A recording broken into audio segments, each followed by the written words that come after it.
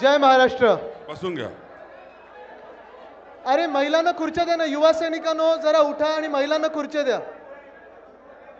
इथे जे मागे तरुण बसलेले आहेत थोडं त्यांनी ताई जमिनीवर कोणी बसू नये. महिलांना जमिनीवर बसू देऊ नका. तरुणांनी खुर्च्या महिलांना द्या. विशाल खुर्ची महिलांना द्या. ताई सगळ्यांनी खुर्च्यांवर बसा. कोणी महिलांनी जमिनीवर बसायचं नाही. बसा बसा खुर्च्यांवर बसा.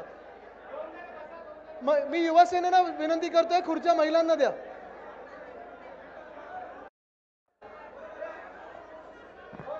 ताई खुर्च्यांवर बसा.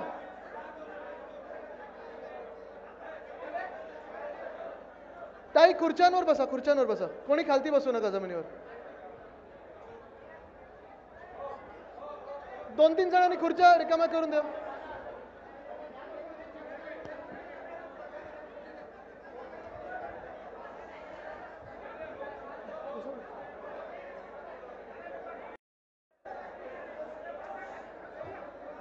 तुम्ही खुर्चीवर बसा.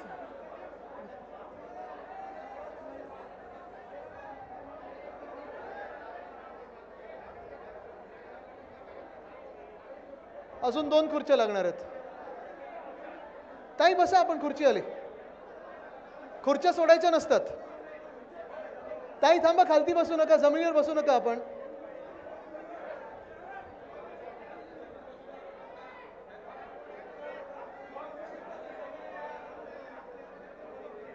इथे खुर्ची नाही. बाकीचे बसू द्या.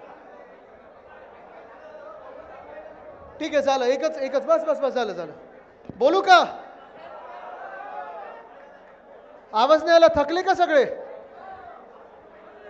जरा ते इथे शांत व्हा. मनोजी थोडं सगळ्यांना बाजूला करा. नाही तो ना तर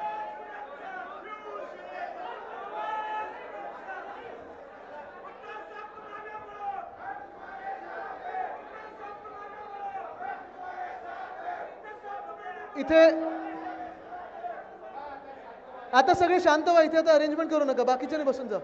हा कोण आहे? बस. Hello hello.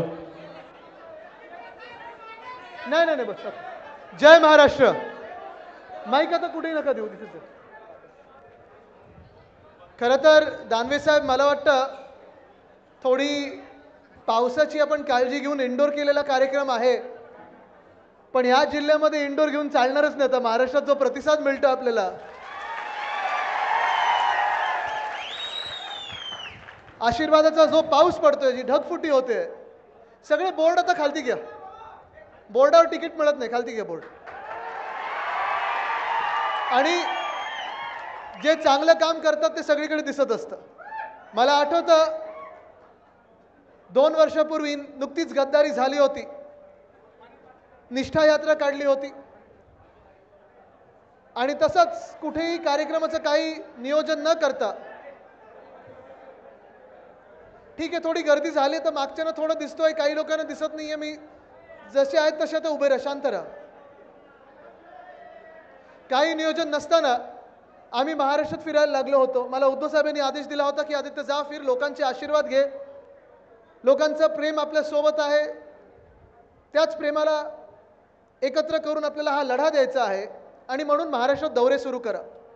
निष्ठा यात्रा मी सुरू केली. मी होतो, अंबादासजी होते माझ्यासोबत, खैरे साहेब होते. आम्ही सगळेच या जिल्ह्यात फिरत असताना मला आठवतं त्यावेळी पैठणमध्ये येत होतो आणि त्यावेळी देखील पैठणमध्ये आलेल्या शिरताच मला वाटतं मनोजी आपणच तिथे दरवाजावर उभे होतात, पैठणच्या एक दारावर उभे होतात आणि तिथे आपण सांगितलं एक छोटीशी रॅली आहे. आता बरं आपल्यातून फूट झालेली आहे, गद्दारी झालेली आहे, छोटीशी रॅली म्हणजे किती छोटी ह्याचा अंदाज नव्हता. मी म्हटलं ठीक आहे, किती लोक असतील, 5, 10, 50, असं काही नव्हतं. हे असाच रोड शो निघाला होता आणि मला वाटतं आपण 10 मिनिटांचं अंतर जे होतं ते साधारण आपल्याला 1 ते 1.5 तास लागला होता. एवढं प्रेम ओसांडून वाहत होतं आणि तेच प्रेम कायम राहिलेलं आहे. त्यानंतर देखील गेल्या 2 वर्षामध्ये जेव्हा जेव्हा मला वाटलेलं आहे की थोडी प्रेरणा घेणं गरजेचं आहे, थोडा बॅटरी रिचार्ज झाली पाहिजे आपली, थोडा उत्साह वाढला पाहिजे, स्वतःचा जोश वाढला पाहिजे, मी प्रयत्न करतो की ती बॅटरी माझी स्वतःची रिचार्ज करायला, जोश वाढवून घेण्यासाठी, प्रेरणा घेण्यासाठी नेहमी मी पैठणमध्ये येतो. कारण इकडच्या पैठणकरांचं जे प्रेम मिळतं मला, खरोखर त्याच्यासाठी मला शब्द नाही आहेत.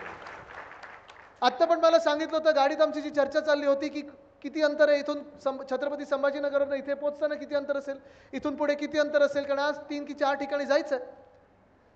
आणि आम्ही अंतर जेव्हा काढत होतो, ठीक आहे इथून 1 तास 20 मिनिटं पुढे, 1 तास, मग पुढे अर्धा तास, हे सगळं करत असताना परत एकदा तुम्ही असं रोड शो कराल आणि एवढं मला प्रेम द्याल हे अपेक्षित नव्हतं, म्हणून मी आपल्यासमोर नतमस्तक होत आहे. लोकसभेची लढाई एक आपण जिंकल्यासारखीच आहे. ठीक आहे, इथे जरी आपला पराभव झाला असेल, या सीटमध्ये, या मतदारसंघात जरी पराभव झाला असेल, तरी तुम्हाला सांगतो, देशात जे वातावरण आहे, देशात वातावरण आपण जिंकल्यासारखंच आहे. कारण इंडिया आघाडीने 237 जागा आपल्या देशामध्ये मिळवलेल्या आहेत. ज्या लोकांना वाटत होतं, ज्या हुकुमशहांना वाटत होतं की आम्ही 400 पार जाऊ, एक्झिट पोल दाखवत होते काही चॅनलवर की 300 पार करणार म्हणजे करणारच, त्यावेळी मी देखील सांगितलं होतं आणि त्यावेळीचा माझा शब्द कायम ठेवला तुम्ही की हे 240च्या पुढे जात नाहीत, ते 240लाच येऊन अडकले. काय मी ज्योतिष नाहीये, नाही तर मी त्यावेळी सांगितलं असतं हे 180च्या पुढे जात नाहीत. पण 240 हे देशातलं वातावरण होतं. मी सगळ्या सभेमध्ये सांगायचो 220 ते 240 इथेच भाजप अडकणार, 300 वगैरे जात नाही, बहुमताचं सरकार येत नाही. कारण महाराष्ट्राने आणि उत्तर प्रदेशने दाखवलेलं आहे की देशात हुकुमशहा चालत नाही, देशात माज चालत नाही, देशात मस्ती चालत नाही, देशात एकच आवाज चालतो, तो म्हणजे आपल्या देशाच्या जनतेचा आवाज चालतो. आणि हेच सगळीकडे मी सांगत आहे, ज्या ज्या मतदारसंघांमध्ये महाराष्ट्रात काही कार्यकर्ता मेळावा होत आहेत, काही बैठका होत आहेत, काही सभा होत आहेत, तिथे मी सगळीकडे सांगत आहे की जरी जिंकले ते असतील तरी जिंकलो आपण पण आहोत. कारण आपण ह्या देशाचं संविधान वाचवण्यात, जवळण्याचं रक्षण करण्यात यशस्वी ठरलेलो आहोत. बघा ना, आता ह्या 2 महिन्यांमध्येच केंद्रातलं सरकार, एक तर पहिलं मोदी सरकार बोलायचे, आता भाजप सरकार पण नाही, आता एनडीए सरकार बोलायला लागलेले आहेत. पण ते एनडीए सरकारमध्ये किती युटर्न मारतात, किती युटर्न मारत चाललेले आहेत, जणू काही गोल गोल गोल गोल गोल गोल चाललेत, असं युटर्न मारत चाललेत. आणि ह्याचं कारण एकच आहे, कारण आपल्या इंडिया आघाडीचा आवाज म्हणजे तुमचा, आमच्या जनतेचा आवाज हा केंद्रात तिथे पोचलेला आहे, संसद भवनात पोचलेला आहे, संसदेत पोचलेला आहे. पण ती जी लढाई होती संविधान रक्षणाची, ती जी लढाई होती लोकशाहीच्या रक्षणाची, ही अजून संपलेली नाहीये. जरी आपण त्यांचं बहुमताचं सरकार रोखलेलं आहे, त्यांचे घोडे अडवलेले आहेत, तन मन धन सगळं काही त्यांच्याकडे असं वाटत होतं, पण नंतर कळायला लागलं त्यांच्याकडे होतं ते फक्त धन होतं, तन आणि मन ते आपल्याकडे होतं. आपला पण तेवढाच मोठा विजय झालेला आहे आणि येणारं सरकार केंद्रात पण इंडिया आघाडीचं आहे, हे लिहून घ्या तुम्ही. बदल घडणार म्हणजे घडणारच. पण त्यापेक्षा मोठी लढाई आता महाराष्ट्रात सुरू होणार आहे. युद्ध नाही, निवडणुका आहेत. राजकीय कार्यकर्त्यांना मी सांगत आहे की युद्धासारखं लढू नका, एकामेकांवर वार करू नका. आपल्याला दंगली घडवायच्या नाही आहेत, सामाजिक तेढ निर्माण करायची नाही. पण निश्चितपणे ही निवडणूक आहे, ही आपल्या जीवनामध्ये, महाराष्ट्राच्या पूर्ण कार्यकर्त्यामध्ये, सगळ्यांमध्ये महाराष्ट्राचे जे पुढचे काही 50 वर्ष असतील, पुढच्या 50 वर्षाची सगळ्यात महत्त्वाची निवडणूक ही आजची निवडणूक ठरणार आहे. निवडणुकीचे वारे वाहू लागलेले आहेत. आपल्या सगळ्यांना वाटतंय निवडणुका येतील, पण केंद्रात भाजपचं सरकार बसलेलं आहे. अच्छे दिन येणार होते, 10 वर्ष झाले, आले नाहीत.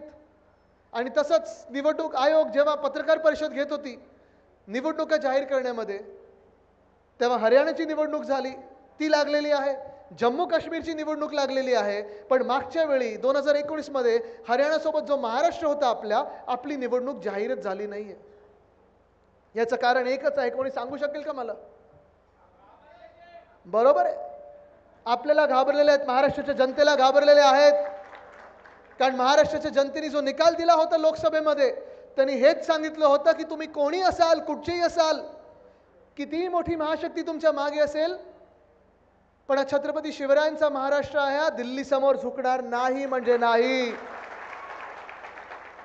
तुमच्याकडे किती मोठं धन असेल, महाशक्ती, इलेक्टोरल बॉन्ड, सगळे काही पैसे तुम्ही इकडे तिकडे फेकाल, पण डॉक्टर बाबासाहेब आंबेडकर महामानव यांचा महाराष्ट्र तुमच्या समोर झुकणार नाही आणि संविधानाचं रक्षण करणार म्हणजे करणारच. गद्दारी किती लोकांनी केली असेल, किती लोक तिथे विकत घेतले असतील, किती खोके धोके, हे झालंय. बरोबर आहे ना, बोलतोय ना मी, खरं बोलतोय. प्रगती बघितली असेल तुम्ही त्यांची 50 खोके नंतर. कोणी 72 मजल्यावर घर घेतं, कोणी डिफेंडर गाडी घेतं, कोणी वाईनची दुकानं अजून करतात.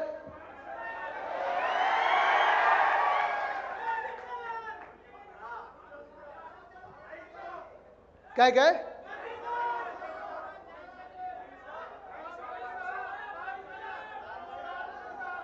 मी ऐकलेलं 12 होती हो, 2 दुकानं कमी कधी झाली?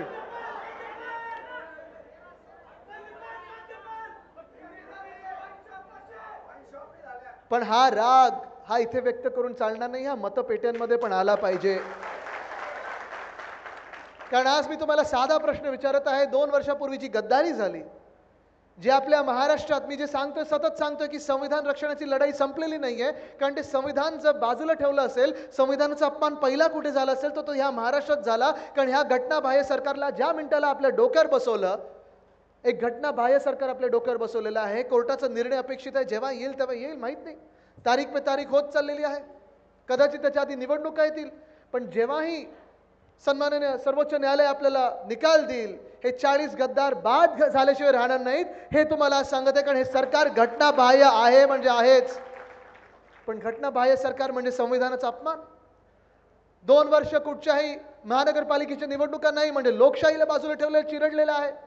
आणि ह्या 2 वर्षामध्ये कोणी वाईनची दुकानं उघडत गेलं, कोणी डिफेंडर गाड्या घेत गेलं, कोणी मोठी घरं घेत गेलं, कोणी मोठे बंगले बांधत गेलं. मला तुम्ही सांगा, ह्या 2 वर्षात 40 चोरांची प्रगती झाली आहे, पण तुमची आमची कोणाची या महाराष्ट्राची प्रगती झाली आहे का? झाली आहे कोणाची प्रगती? नाही झाली आहे. आणि म्हणून जे मी तुम्हाला सांगत आहे की तुमच्या जीवनातली सर्वात मोठी लढाई, तुमच्या जीवनातली सर्वात मोठी निवडणूक ही आता येत आहे. तुम्हाला ठरवायचं आहे तुम्ही कोणाच्या बाजूने मतदान करणार आहे. आज आपण पाहतो ह्या महाराष्ट्रामध्ये 2 वर्ष जे काही हाल झालेले आपले, कदाचित तुम्हाला वाटत असेल की आदित्य लोकसभेच्या आधी हेच बोलत होता, लोकसभेच्या आधी परिस्थिती हीच होती. पण अजून बिकट होत चाललेली आहे. परिस्थिती एवढी वाईट होत चाललेली आहे की आता आपण पाहतोय सगळेजण आंदोलनाला रस्त्यावर उतरत आहेत, आंदोलनं चिघळायला लागलेली आहेत. आणि धड काही कुठूनही सरकारकडून काही बोलायला कोणी पुढे येत नाहीये, ना कोणाशी संवाद साधायला पुढे येत आहे. कारण सरकारच्या मनात काहीतरी काळं आहे. ते बोलतात ना, दाल में कुछ काला है. ह्यांची दालच पूर्ण काळी आहे. काळी दाल तरी आपण खायला घेतो, ही तर सगळंच काय, त्याच्यात एवढं सगळं ब्लॅक मनी, ब्लॅक हे सगळं काही असं विचित्र झालेला आहे प्रकार. सगळीकडे अंधकार पसरलेला आहे. तुम्हाला ठरवायचं आहे त्या अंधकारात तुम्हाला मशाल पेटवायची की नाही, हे आज तुम्ही ठरवायचं आहे.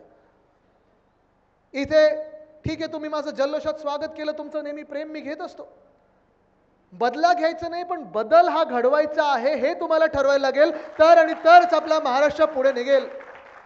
नाही तर जे चाललंय ते ठीक आहे, चाललं असेल, मान्य असेल तर ठीक आहे, असंच चालवत राहूया.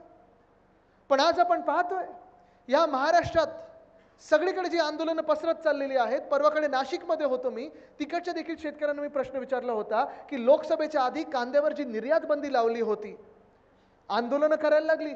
इथे शेतकरी बांधव किती आले जरा हात वरती करून दाखवा मला. सगळेच शेतकरी आहेत ना? कोणी घटनाबाह्य मुख्यमंत्र्यांसारखा शेतकरी आहे का? कोणाच्या शेतात हेलिकॉप्टर 2-2, 3-3 उतरतात का? तुम्ही जरा त्यांना जाऊन विचारा, येतील ते जिल्ह्यामध्ये प्रचार करायला, त्यांना जरा विचारा की घटनाबाह्य मुख्यमंत्री महोदय, गद्दार महोदय, जरा आम्हाला सांगा तुमची शेती तुम्ही कशी करता? तुम्ही किती दिवस शेतात असतो जरा मला सांगा. आठवड्यातून किती दिवस असता शेतामध्ये? रोज असता? किती तास शेतामध्ये असता? 8-9 तास असता? दिवसा असता की रात्री असता? रात्रीचं असतं. पण मला तुम्ही सांगा, हे सगळं काम करत असताना तुम्ही तुमच्याबरोबर मीडियावाले घेऊन जाता का? 2-2 हेलिकॉप्टर घेऊन जाता का? आणि पीक किती भाव काय मिळतो तुमच्या मालाला? सगळे पडलेत. मग जरा तुम्ही मुख्यमंत्री महोदयांना विचारा की तुमच्या पिकाला एवढा भाव कुठचा मिळतो की 2 ते 3 हेलिकॉप्टर तुमच्या शेतामध्ये जातात. तुमच्यात ती ताकद कशी आली शेती म्हणून, शेतकरी म्हणून, की नुसतं स्वतःचं शेत नाही तर संपूर्ण गाव विकत घेण्याची? आणि एवढे सगळं तुम्ही मला सांगता, तुम्ही प्रत्येक दिवशी शेतावर असता. तुम्ही काय करतो? आपले मुख्यमंत्री महोदय फक्त अमावास्या पौर्णिमेला असतात बस, पण सुपर शेती होऊन जाते त्यांची. जरा विचारा रसायन काय वापरतात तिथे, म्हणजे आपली पण शेती तशी होईल. कशाची करतात ते?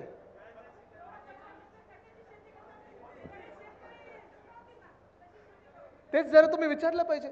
पण मी नाशिकमध्ये गेलो होतो तेव्हा त्यांना विचारलं होतं, शेतकरी आपले तिथे जे बांधव आहेत त्यांना विचारलं होतं की कांद्याची निर्यात बंदी जेव्हा लावली होती तेव्हा आपण आंदोलन केलं, आंदोलन करायला लागलं. मग निवडणुका येतील म्हणून भाजपने तो निर्णय मागे घेतला. पण तो निर्णय मागे घेताना देखील आपल्याबरोबर दुजाभाव झाला तो हा होता की गुजरातमधली कांद्याची निर्यात बंदी पहिली हटवली गेली, त्याच्या 2 की 3 आठवड्यानंतर आपल्या महाराष्ट्रातली कांद्याची निर्यात बंदी हटवली गेली. मान्य तुम्हाला? असं सरकार मान्य आहे तुम्हाला? हा दुजाभाव करणारा भाजप मान्य आहे तुम्हाला? परत त्यांना आपले शकतो का आपण?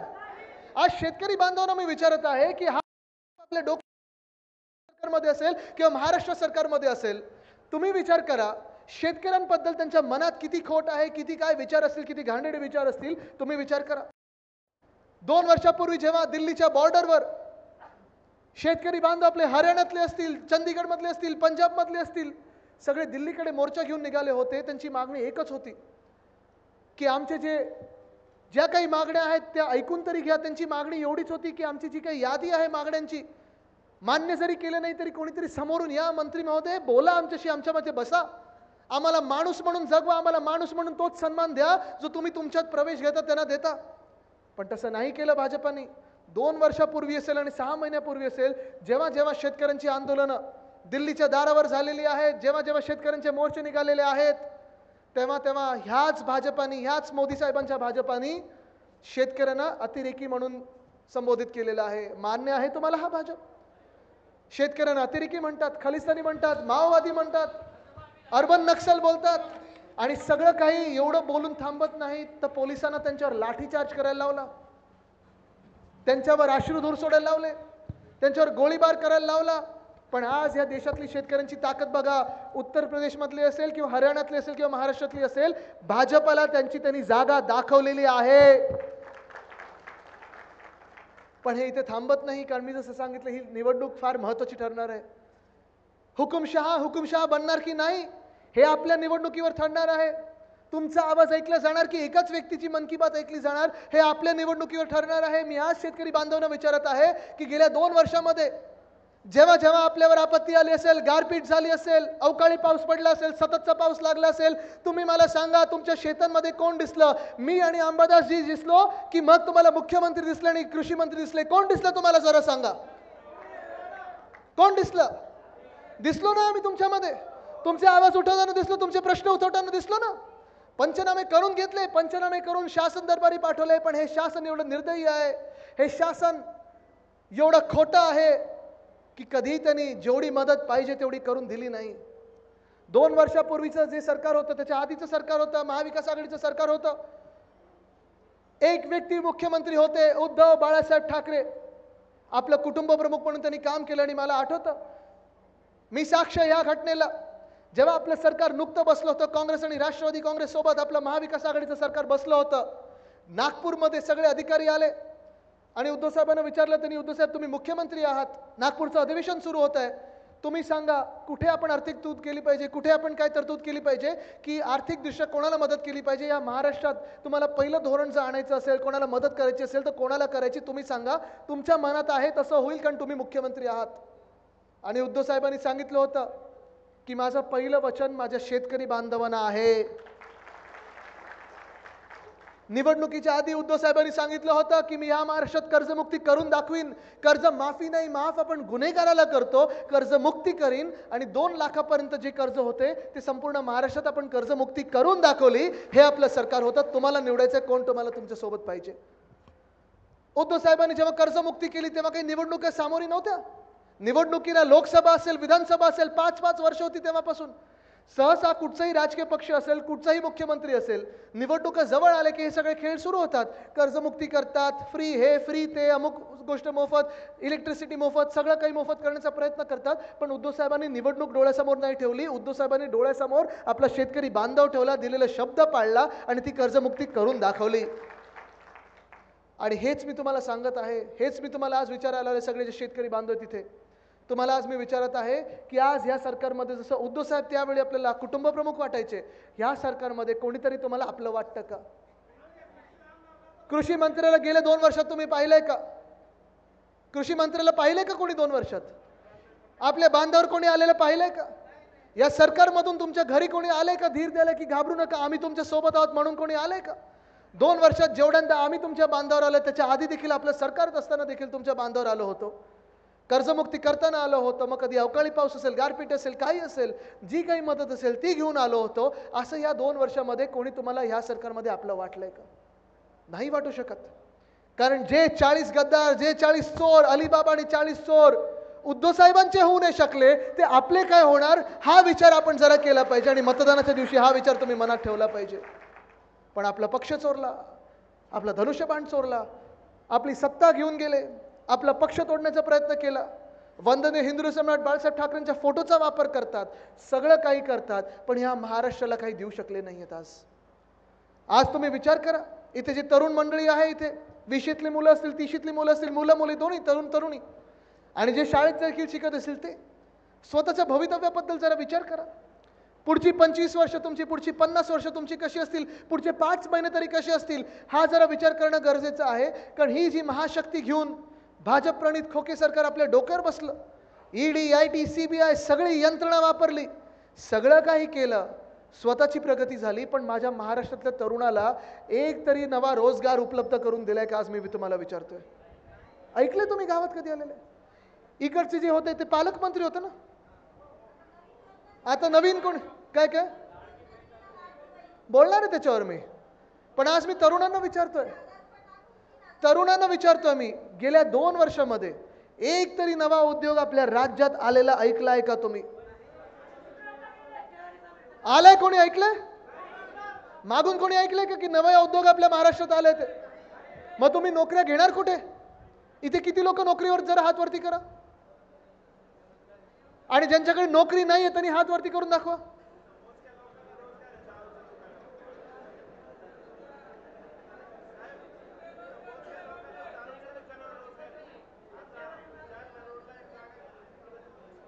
दारूच्या दुकानावरचं रोजगार मानत नाही, मग तुम्ही नोकऱ्या घेणार तरी कुठे?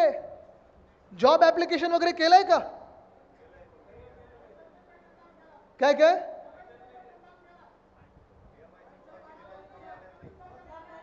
मग भवितव्याबद्दल काय? दारूच्या दुकानात काम नाही करायचं, ती आपली संस्कृती नाहीये. ती असेल गद्दारांची संस्कृती, आपली नाहीये. आपण हा विचार केला पाहिजे की या 2 वर्षामध्ये आपल्याकडे सगळे जे उद्योगधंदे येणार होते, आणि मी हे परत परत बोलतो कारण मला तरी ती जखम खूप खोल झालेली आहे की आपल्या हक्काचे रोजगार, आपले हक्काचे उद्योगधंदे इथे जे महाराष्ट्रात येणार होते, महाराष्ट्राचं जे हक्काचं होतं ते ह्यांनी सगळं पळून लावलं आणि पळून नेलं आहे ते गुजरातला. माझं गुजरातची काही भांडण नाही, माझे अनेक गुजराती मित्र आहेत, काही गुजरातची भांडण नाही माझं. बिडकींचं पण गेलं, बरोबर, तेच मी सांगणार आहे. गुजरातची काही भांडण नाही. आणि मी हेच सांगतो, नेहमी सांगतो, मागच्या सभेत पण सांगितलं होतं, आजच्या सभेत पण सांगतो, जे गुजरातला मिळालं पाहिजे मिळू द्या, जे आसामला मिळालं पाहिजे मिळू द्या. युक्रेनला प्रधानमंत्री महोदय युद्ध थांबवायला गेलो, ते युद्ध काही थांबलं नाही. मणिपूरचं तर थांबवू शकले नाहीत, पापाने वॉर रुकू आधी, पण मणिपूरचं जे अधिक त्यांच्या हक्काचं ते त्यांना मिळू द्या, केरळचं जे हक्काचं असेल त्यांना मिळू द्या, पण महाराष्ट्राच्या हक्काचं तुम्ही इथून खेचून घेऊ शकत नाही. आणि जे तुम्ही खेचायचा प्रयत्न करणार तिथे मी लढणार आणि लढणार म्हणजे लढणारच. का तुम्ही आमच्या हक्काचं खेचून नेताय? तिथे जो वेदांत फॉक्सकॉन नावाचा प्रकल्प होता, 2.25 लाख कोटीची गुंतवणूक या महाराष्ट्रात येणार होती, तळेगाव इथे येणार होती, पुण्याजवळ येणार होती, आणि माझ्या महाराष्ट्रातल्या 1 लाख तरुण आणि तरुणींना तिथे रोजगार मिळणार होता, तिथे नोकऱ्या मिळणार होत्या. तो रोजगार, तो सगळ्या नोकऱ्यांचा जो काही 1 लाखचा पॅकेज होतं, 1 लाख नोकऱ्या ज्या होत्या त्या सगळ्या त्यांनी उचलल्या भाजपाने आणि या खोके सरकारने आणि पाठवून दिल्या त्यांच्या आवडत्या राज्यामध्ये म्हणजे गुजरातला. या बिडकीनमध्ये आपण मेडिकल डिव्हाइस पार्क आणणार होतो, ऑरिक सिटीमध्ये नवीन उद्योग आणणार होतो, पण ना बिडकीनच्या MIDC मध्ये ना आजूबाजूच्या कुठच्या MIDC मध्ये काही येऊ दिलं नाही. मेडिकल डिव्हाइस पार्क घेतला आणि उचलला, पाठवला गुजरातला. रोह्यामध्ये बल्क ड्रग पार्क आणणार होतो, उचलला आणि पाठवला गुजरातला. नागपूर इथे, बुट्टीबुरी इथे मिहान आहे, तिथे आपण ते एअरबस टाटा आणणार होतो, उचलला आणि पाठवला गुजरातला. मग आमच्या पोरांनी करायचं काय? आम्ही फक्त तुमच्या आंदोलनामध्ये सहभागी व्हायचं? राजकीय पक्षांनी हा विचार केला पाहिजे. आणि आपण पण एक राजकीय पक्ष आहोत, आणि माझ्या आजोबांनी जे काम केलेलं आहे ते हेच पहिलं काम केलं की फक्त आंदोलन नाही, फक्त मोर्चे नाही, तर त्या मोर्चातून काय निघते तर माझ्या स्थानिक भूमिपुत्रांना त्यांच्या न्याय हक्काची नोकरी पाहिजे, रोजगार पाहिजे, ते काम आपण पुन्हा एकदा करून दाखवायचं आहे. पण उद्धव साहेबांचं सरकार असताना, आपलं महाविकास आघाडीचं सरकार असताना 2 वर्षामध्ये कोविडचा काळ असताना देखील आपण ह्या महाराष्ट्रामध्ये 6.5 लाख कोटीची गुंतवणूक आणलेली आहे. जे काही रोजगार निर्माण होतील पुढच्या 2 वर्षामध्ये ते त्या कामातलं आपल्याला आता जे काही आपल्याला रोजगार निर्माण होतील ते आहेत. पण गेल्या 2 वर्षामध्ये उद्योग मंत्र्याचं नाव माहिती आहे का कोणाला?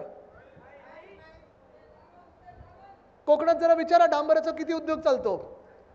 ठीक आहे, त्याच्यात मी जास्ती जात नाही कारण तिथे विचारल्यानंतर तुम्हाला कळेल. पण आज तुम्ही त्यांना प्रश्न विचारला पाहिजे की उद्योग मंत्री महोदय, तुम्ही त्या खुर्चीवर बसलेला आहात, एक जबाबदार मंत्रीपद तुमच्या हातात घेतलेलं आहे, चोरून घेतलं असेल तरी घेतलेलं आहे. मग माझ्या महाराष्ट्रातल्या तरुण तरुणींना तुम्ही नोकऱ्यांच्या संध्या का उपलब्ध करून देत नाही? कृषी मंत्री दिसत नाहीत, शेताला भाव नाही, मालाला भाव नाही काही कुठच्याही. आणि आज आपण पाहतोय जे काही तुमचे हाल झालेले आहेत, कोणी तुम्हाला आधार द्यायला नाही, कोणी तुम्हाला धीर द्यायला नाही. तुमची मुलं मुली जर उद्योगधंद्यात येऊ पाहतात तर त्यांना देखील कोणी आधार द्यायला नाही, कोणी नोकऱ्या द्यायला तयार नाही. पब्लिक सर्व्हिसचं देखील इथे किती मुलं स्पर्धा परीक्षांमध्ये बसलेली आहेत किंवा बसणार आहेत, कोणी हात वरती करून जर दाखवू शकतं का? तुम्ही बसले होतात, कशासाठी बसले होतात? बसूनच बोला, बसूनच बोला.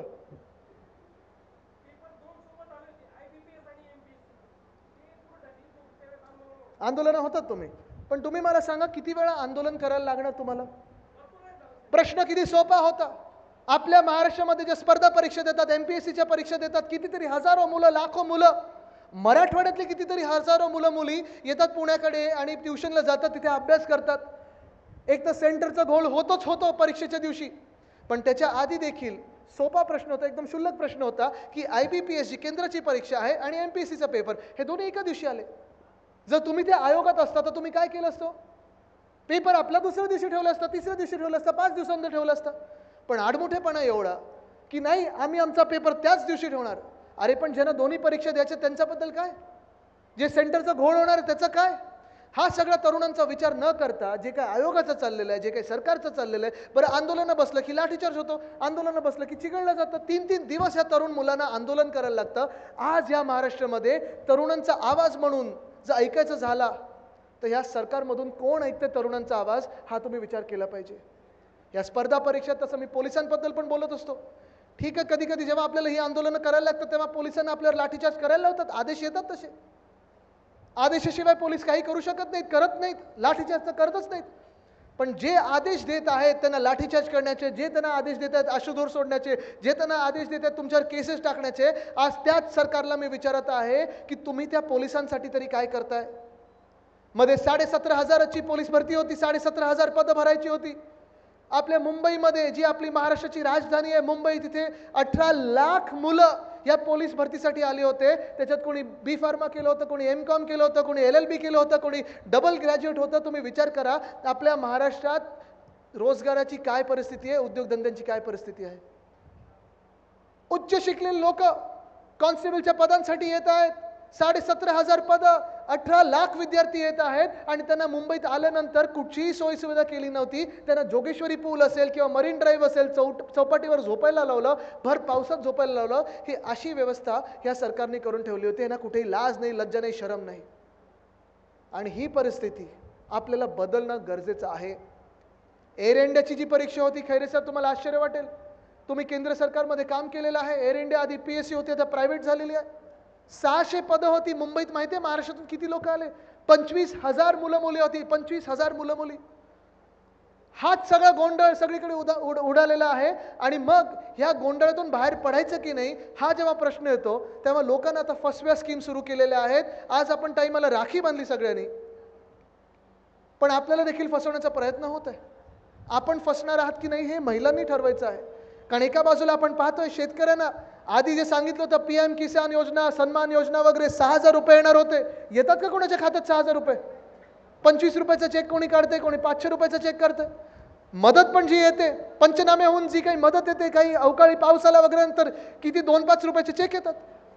शेतकऱ्यांना कोणी आज मदत करत नाही, त्यांना वाऱ्यावर सोडलेलं आहे, तरुणांना वाऱ्यावर सोडलेलं आहे. आणि मग फसवायचं कोणाला? तर महिलांना फसवायचं, महिलांना म्हणून तर लाडकी बहिणा, लाडकी बहीण ही योजना आता आपल्या महाराष्ट्रात आणलेली आहे.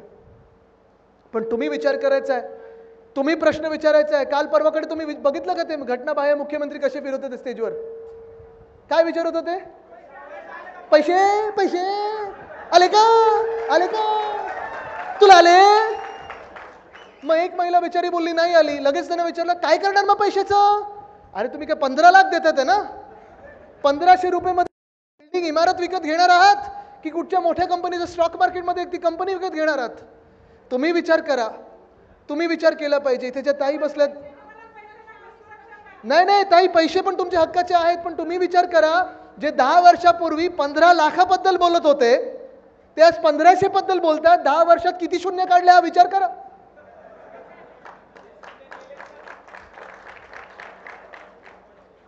घटनाबाह्य मुख्यमंत्र्यांना विचारता चेहऱ्यावर शून्य असतो की हे विचारा प्रश्न पुढच्या वेळी तुमच्या जिल्ह्यात येतील ना, तर एका ताईने त्यांना विचारा की साहेब, तुमचे जे बॉस आहेत, जे दिल्लीत बसलेले जे मालक आहेत, खरे मालक अदानी आहेत ते वेगळं, पण तुमचे जे मालक आहेत भाजपा, जे दिल्लीतून तुमच्यावर सगळं काही अंकुश ठेवतात, साहेब कधीतरी त्यांना विचारा की 10 वर्षापूर्वी प्रत्येकाच्या खात्यात, नुसतं ताईंच्या खात्यात नाही, प्रत्येकाच्या खात्यात 15 लाख येणार होते. निवडणुकीपर्यंत आपण ऐकलं होतं, नंतर सांगितलं जुमला होता. त्या 15 लाखाचं 1500 कधी झालं हे जरा आम्हाला सांगा. मग दुसरं काय सांगतात घटनाबाह्य मुख्यमंत्री आपल्याला की आत्ता 1500 ठेवा, सरकार आल्यानंतर परत एकदा आम्ही तुम्हाला वाढीव देऊ.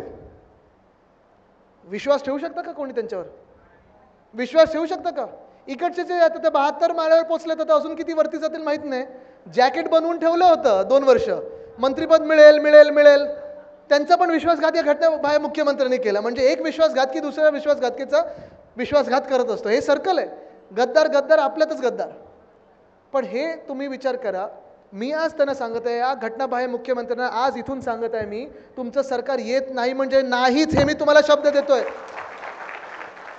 पण आल्यानंतर माझ्या लाडक्या बहिणींना आमचं सरकार वाढीव निधी देणार म्हणजे देणार, हे तुम्ही आज लिहून घ्या. पण नुसतं लाडकी बहीण नको, आम्हाला सुरक्षित बहीण हवी आहे. आज महाराष्ट्रातलं जे चित्र झालेलं आहे, आपल्या देशातलं जे चित्र झालेलं आहे, एवढं भयानक चित्र झालेलं आहे. प्रत्येक दिवशी नवीन एक घटना आपल्या डोळ्यासमोर येते. प्रत्येक दिवशी बातम्यांमधून काहीतरी ऐकायला येतं. पत्रकार रिपोर्टिंग करतात, पोलीस केसेस घेतात, न्यायव्यवस्था आहे ती केस ऐकायला सुरू होतात. पण सरकार अजून जागा काही होत नाहीये. उलट जे कोणी त्यांना जागा करण्याचा प्रयत्न करत आहे, त्यांना जाग आणण्याची प्रयत्न करत आहे, त्यांच्यावर लाठीचार्ज केला जातो, त्यांच्यावर केसेस टाकले जातात, खटले टाकले जातात. बदलापूरची जी घटना आहे, एवढी विचित्र घटना झालेली, एवढी दुर्दैवी घटना झालेली आहे. एका 3 आणि 4 वर्षाच्या मुलीवर, 2 ह्या मुली होत्या, 3-4 वर्षाच्या ह्या 2-4 मुली होत्या. त्यांच्यावर तिथे कोण तो एक माणूस होता, त्याच शाळेत काम करणारा व्यक्ती होता. मला वाटतं कॉन्ट्रॅक्टवर त्याला घेतला होता. त्याने त्यांच्या बाथरूममध्ये जाऊन त्यांच्यावर अत्याचार केला. आणि घरी मग तिने आईला जेव्हा सांगितलं, त्या 3 वर्षाच्या मुलीने सांगितलं की आई पोटात दुखत आहे. आईने डॉक्टरकडे नेलं आणि तेव्हा कळलं की काय नक्की तिच्यासोबत झालं होतं. ती आई प्रेग्नंट आहे, गरोदर आहे, गर्भवती. 6 की 7 दिवस पोलीस स्टेशनला येत जात होती. तिथे विनंती करत होती की नोंद घ्या ह्या गोष्टीची, FIR घ्या. पण पोलिसांवर देखील दबाव होता, कारण ती शाळा जी होती ती एका भाजपवाल्याची शाळा होती. भाजपवाल्याची शाळा होती. आपटे नावाचे गृहस्थ आहेत आणि ते आपटे आता कुठे आहेत हे कोणाला माहिती नाही. पण ती शाळा, त्याच्यावर काही कारवाई होऊ नये, त्या शाळेची बदनामी होऊ नये म्हणून FIRच घेतली नव्हती. मग स्थानिक पातळीवर आंदोलन सुरू झालं, रस्ता रोको सुरू झालं, रेल रोको सुरू झालं. आणि मग 10 तास त्या महिलेला पोलीस स्टेशनला बसवल्यानंतर 11व्या तासी त्यांनी ती FIR घेतलेली आहे, पण पुढे कारवाई होत नव्हती. मग परत एकदा आंदोलन करायला लागलं. आणि विचार करा तुम्ही, आंदोलन करणाऱ्यांवर खटले 2-4 मिनिटात घेतले होते, पण ज्यांनी हे अत्याचार केले त्या लहान मुलीवर, त्याच्यावर खटला घ्यायला त्यांना 10 की 12 दिवस लागले. ही परिस्थिती आज आपल्या महाराष्ट्राची आहे. ही कोणी करून ठेवलेली आहे? ही त्याच भाजपाने करून ठेवलेली आहे, ज्या भाजपाने बिल्किस बानो ही एक महिला होती गुजरातमधली, तिच्या देखील 2 की 3 वर्षाच्या मुलीला ज्यांनी चिरडलं, डोक्यावर आपटून मारून टाकलं, तिच्यावर बलात्कार केला. त्या बलात्काराने जेव्हा सर्वोच्च न्यायालयाने शिक्षा सुनावली, जेलमध्ये टाकलं, त्याच भाजपाने त्या बलात्कारांना त्या जेलमधून बाहेर काढलं, त्यांचं औक्षण केलं, त्यांना हार घातले आणि त्यांना अशाच एका मोठ्या निवडणुकीच्या रॅलीत फिरवलं. ह्या भाजपाने आपली परिस्थिती महाराष्ट्राची अशी करून ठेवलेली आहे. बिल्किस बानोची जातपात धर्म कुठचीही असो, वंदनीय हिंदू सम्राट बाळासाहेब ठाकरेंनी एक जे शिकवलेलं आपल्याला की जातपात धर्म न बघता जो कोणी महिलांवर अत्याचार करेल त्याला भर चौकात फाशी झालीच पाहिजे, ह्या विचाराचे आपण आहोत. पण हीच ती भाजप आहे ज्यांनी बिल्किस बानोवर ज्यांनी अत्याचार केले होते, त्याच अत्याचारांच्या त्याच बलात्कारांना ज्यांनी हार घातले, हीच ती भाजप आहे ज्यांना प्रधानमंत्री महोदयांनी स्वतः कर्नाटकामध्ये जाऊन ते रेवण्णा नावाच्या एका राक्षसाला, ज्यांनी 2 की 3 हजार महिलांवर अत्याचार केलेत, बलात्कार केले, त्याचे व्हिडिओ बनवलेले आहेत, त्याच भाजपने त्याचा प्रचार केला, त्याला निवडून आणलं. हीच ती भाजप आहे. विचार करा, ही भाजपा तुम्हाला ह्या महाराष्ट्रात मान्य आहे का? आणि ही भाजपा तुमचा लाडका भाऊ बनू शकतं का? बरं, ही बदलापूरची घटना जेव्हा घडली, जेव्हा आंदोलन सुरू झालं, आपल्या सुषमाताई अंधारेताई तिथे गेल्या होत्या, त्या देखील तिथे रस्ता रोको करायला लागल्या. त्यांनी आंदोलन केलं. आणि का करावं लागलं आंदोलन? कारण एका महिला पत्रकारांनी जेव्हा रिपोर्टिंग सुरू केलं, त्यांनी एक सहज प्रश्न विचारला, जसे हा पत्रकार मला विचारतात, हे पत्रकार विचारतात की तुम्ही कशा पाहता ह्या घटनेला, तुम्ही आता पुढे काय करणार, ह्याच्यावर पुढची कारवाई काय, असंच पत्रकारिता ती करत होती महिला.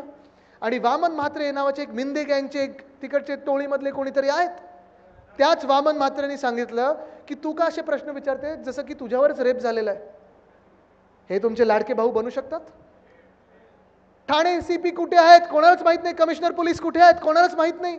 किसन काथोरे नावाचे तिकडचे जे आमदार आहेत त्यांनी सांगितलं की हे जे आंदोलन आहे हे राजकीय हेतूने केलं जाते. अरे, जरी राजकीय हेतूने केलं असेल तरी आमच्यात ते मन आहे, ते हृदय आहे की एखाद्या महिलेवर अत्याचार झाला असेल तर आम्ही रस्त्यावर उतरणार म्हणजे उतरणारच, कारण तुम्ही झोपलेले आहात. परवाचा जो आपला बंद होता, काल मला वाटतं अंबादासी आपण मोदी साहेबांना विचारत होता जा, आणि त्यांना उत्तर द्यायला लागलं त्यांच्या सभेमध्ये. पण आता पुढे काय करतात हे बघायला पाहिजे. आणि मी तर हेच सांगत आहे की 2020 साली आपण जो शक्ती कायदा आपल्या महाराष्ट्रात मांडला होता, 21 साली आपण आपल्या विधान भवनात पारित केला होता, आपल्यावर जे भाज्यपाल बसवले होते, राज्यपाल नाही भाजपचे होते म्हणून भाज्यपाल, कोश्यारी साहेब, ठीक आहे, त्यांनी अनेक वेगळ्या वेगळ्या राजकीय घटना घडवल्या, आपलं सरकार पाडण्यात हात असेल, सगळं काही असेल, पण भाजपचं मन बघा कसं आहे की त्याच भाज्यपाल महोदयांनी तो शक्ती कायदा जो महिलांच्या हिताचा होता, कुठेही याच्यात राजकारण नव्हतं, ना शिवसेनेचं होतं, ना काँग्रेसचं होतं, ना भाजप विरोधी होतं, पण महिलांचं हित त्याच्यात होतं, म्हणून भाजपाने तो कायदा राष्ट्रपती महोदयांकडे पाठवला आणि आता 3 वर्ष त्यांच्याकडे प्रलंबित आहे. आज मी आपल्या सर्व इथे शिवसैनिकांना सांगतोय, युवती सेनेला सांगतोय, युवा सैनिकांना सांगतोय, महिला आघाडीला सांगतोय की जे उद्धव साहेबांनी सांगितलेलं आहे की आजपासून ही सुरुवात करा, एक मोहीम घ्या, स्वाक्षरी मोहीम घ्या, प्रत्येक महिलेची त्याच्यावर सही असायला पाहिजे, कुठच्याही पक्षाची असो, कुठच्याही जातीची असो, कुठच्याही धर्माची असो, कारण सुरक्षा आपल्या राज्यात असायलाच पाहिजे. महिलांची सुरक्षा ही सर्वप्रथम असायला पाहिजे. सुरक्षित ही मोहीम सुरू करा आणि प्रत्येक गाव पातळीवर आपल्याला ह्या सह्यांची मोहीम घेऊन आपल्याला सर्वोच्च न्यायालयात पाठवायचंच आहे, पण राष्ट्रपती महोदयांकडे पाठवायचं आहे की आमचा शक्ती कायदा जो प्रलंबित आहे त्याच्यावर सही करा आणि तो शक्ती कायदा अंमलात आणा, कारण आम्हाला महिला सुरक्षा ही महाराष्ट्रात आणायची म्हणजे आणायची आहे. पण आज आपण पाहतोय जी महाराष्ट्राची हालत झालेली आहे. गृहमंत्री कुठे आहेत? कोण आहेत गृहमंत्री माहिती आहे का आपल्याला? नाही ऐकवलं? कोण आहेत? नाही, मागून नाही ऐकवलं? कोण आहेत? कुठे दिसलेत का? ही बलात्काराची जी घटना, ही बदलापूरमध्ये जी काही अत्याचाराची घटना होती, गृहमंत्री महोदय स्वतः होते दिल्लीत राजकीय चर्चा करायला, स्वतःचं राजकारण जपायला, आणि आपले जे घटनाबाह्य मुख्यमंत्री आहेत ते स्वतःच्या शेतावर होते, कारण पौर्णिमाचा दिवस होता. आणि हे सगळे वातावरण जे आहे हे आपल्याला ह्याच्यातून बदला घ्यायचा नाही. आपण बदलाच्या भावनेतून लढत नाही होत, पण आपल्याला बदलाव करायचा आहे. ही ताकद जी आहे, ही ताकद ही तुमच्यामध्ये बदलाव घडवण्याची. बदल जर घडवायचा असेल तर हा मी काही एकटा घडवू शकत नाही. मी एकटा नडतोय, माझ्या महाराष्ट्राच्या न्याय हक्कासाठी लढत आहे. ठीक आहे, आपल्या आवाजाने देशात बदल घडत आहे, पण बदल जर खरा तुम्हाला आपल्या महाराष्ट्रात आणायचा असेल तर तुम्हाला सरकार बदलायला लागेल, आणि ती सरकार बदलायची ताकद ही तुमच्यामध्ये आहे. पुढचे 2 महिने फार महत्त्वाचे ठरणार आहेत. पुढचे 2 महिने भाजपा येईल, व्हॉट्सअपच्या युनिव्हर्सिटीच्या माध्यमातून येईल, कधी कोणतरी तुमच्यामध्ये आणेल, कधी इथे भाषण द्यायला कोणीतरी आणेल, कुठेतरी दंगल सुरू करेल, आपल्यामध्ये वाद निर्माण करण्याचा प्रयत्न करतील. आत्ता पण मला मराठा समाजातले काही बांधव भेटले रस्त्यात. कदाचित थोडं आंदोलनाचं स्वरूप होतं, मी लगेच पोलिसांना सांगितलं की त्यांना बाजूला घेऊ नका, मला भेटायचं, ते पण आपलेच आहेत, माझेच बांधव आहेत, त्यांना भेटलो मी. आणि त्यांना सांगितलं की ह्या भाजपाने 3दा आपल्याला फसवलेलं आहे. एकमताने आपण आरक्षणाचा जो विषय होता तो मंजूर केला होता, पण ते टिकणारं नव्हतं, हे भाजपने आपल्याला फसवून दाखवलेलं आहे. खरं जो विषय आहे तो लोकसभेत मांडणं गरजेचं आहे. आणि उद्धव साहेबांनी छत्रपती संभाजीनगरमध्येच भूमिका स्पष्ट केलेली आहे की कोणाचंही काही न घेता आरक्षण जे आपल्याला पाहिजे, कोणाचाही दुसऱ्याचा हात न लावता जे आपल्याला आरक्षण पाहिजे आणि आपल्या हिताचं पाहिजे, टिकणारं पाहिजे, समाजात वाद न निर्माण करता जे पाहिजे, कारण आपल्याला आरक्षण पाहिजे, आपल्या हक्काचं आहे, हे आपण मान्य करतो. पण ते लोकसभेत जर मोदी साहेबांनी आणलं तर कुठचाही पक्षाचा मतभेद बाजूला ठेवून आम्ही एकमताने ते मंजूर करायला तयार आहोत, कारण हा विषय आमच्या मराठा बांधवाचा आहे, महाराष्ट्राचा. पण आज भाजपा ते करणार नाही. भाजपला आपल्याला लढवत ठेवायचं आहे.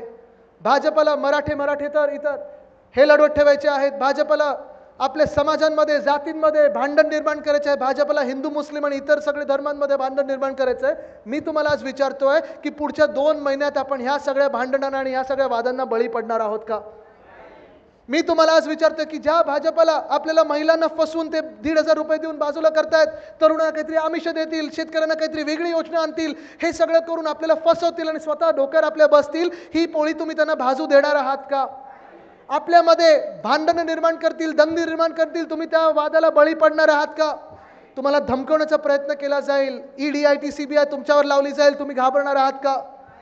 कारण आपल्याला जर बदल घडवायचा असेल तर बदल हा आपल्याला वेगळं राहून चालणार नाही. बघा, ही 5 बोटं आहेत, ही 5 बोटं 5 वेगळे धर्मही असू शकतात.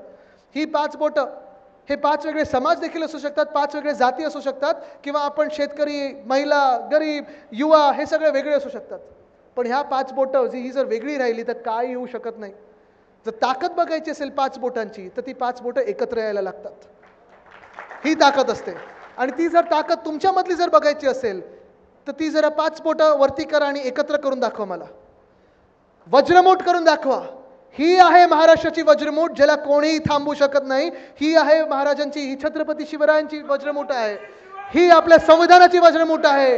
ही आपल्या सामान्य नागरिकाची वज्रमूठ आहे. ही महाराष्ट्राची वज्रमूठ आहे. तुम्ही लढायला तयार आहात का?